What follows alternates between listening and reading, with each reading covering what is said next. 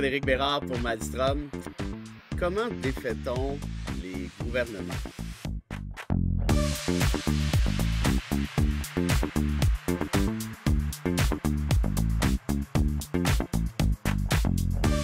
Comment défait-on les gouvernements? Donc, évidemment, la manière la plus classique dans notre système parlementaire de Westminster, c'est le gouvernement qui s'auto-défait lui-même, c'est-à-dire le premier ministre qui va voir la gouverneure générale et qui dit tout simplement « Je vous demande de dissoudre la Chambre et donc de déclencher des élections comme telles. » Ça, c'est la façon la plus traditionnelle, peut-être la moins controversée.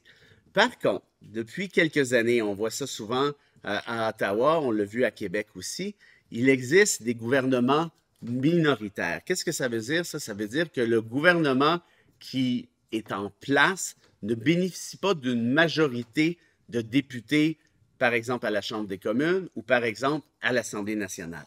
De ce fait-là, le gouvernement minoritaire doit aller chercher par définition l'appui de partis d'opposition. On l'a vu dans le cas du gouvernement Trudeau qui avait fait une alliance formelle, surprenante d'ailleurs en partie, avec le nouveau Parti démocratique.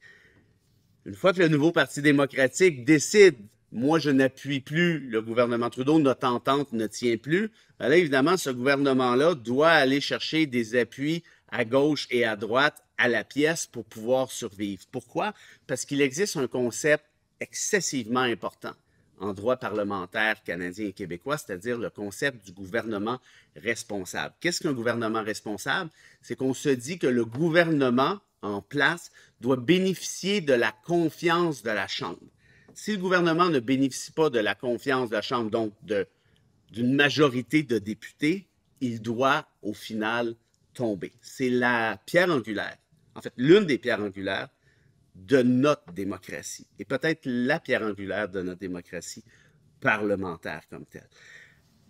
Si vous regardez dans les lois constitutionnelles de 1867, loi constitutionnelle de 1982, et que vous cherchez le concept de gouvernement responsable et que vous ne trouvez pas, vous n'avez pas la berlue, vous n'êtes pas fou, c'est effectivement absent. Vous ne trouverez pas ce même concept pourtant d'abord. Là, vous venez me dire, vous êtes en train de vous dire, ouais, mais il nous dit que c'est une pierre angulaire de la démocratie, peut-être la pierre angulaire de la démocratie parlementaire, et on est incapable de le trouver dans le texte constitutionnel.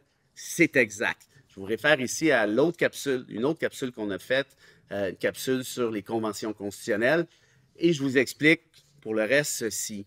Le gouvernement responsable, le concept du gouvernement responsable est une pratique constitutionnelle, est une convention constitutionnelle, donc qui est non écrite et qu'il n'y a pas de valeur, juridique en quelque sorte. Sa violation ne peut pas être sanctionnée par les tribunaux. Ce qui n'empêche pas, je le répète, que c'est un fondement absolument de base de notre démocratie parlementaire, parce qu'autrement, pensez-y, ça c'est assez facile de le concevoir, ou en fait c'est difficile de le concevoir au contraire.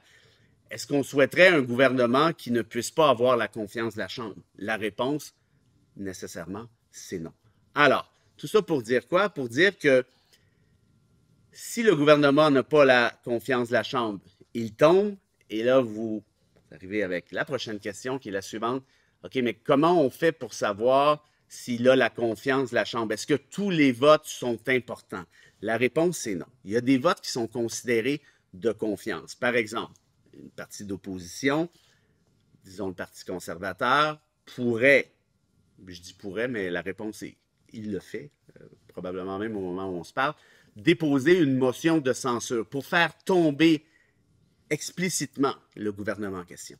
Il y a d'autres votes qui sont considérés de confiance, comme par exemple le vote sur le budget. Un gouvernement qui est incapable d'obtenir la confiance de la Chambre sur le budget doit tomber. Il y aura une élection qui sera déclenchée de ce fait-là, parce qu'on considérera justement que ce même gouvernement ne bénéficie plus de la confiance de la Chambre et que les Canadiens et Canadiennes doivent retourner aux urnes pour s'élire un autre gouvernement.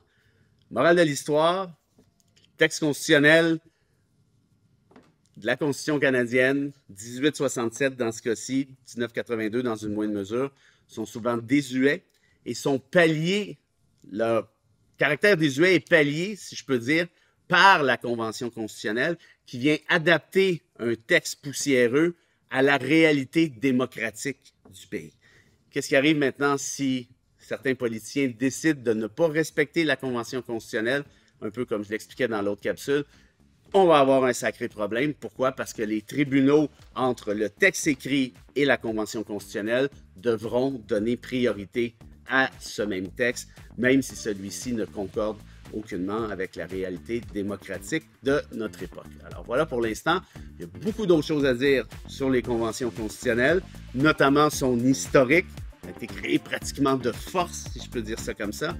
Mais nous y reviendrons. On aura amplement le temps de développer sur ce sujet qui, franchement, est assez fascinant. Merci, du moins si on me demande mon avis. Salut!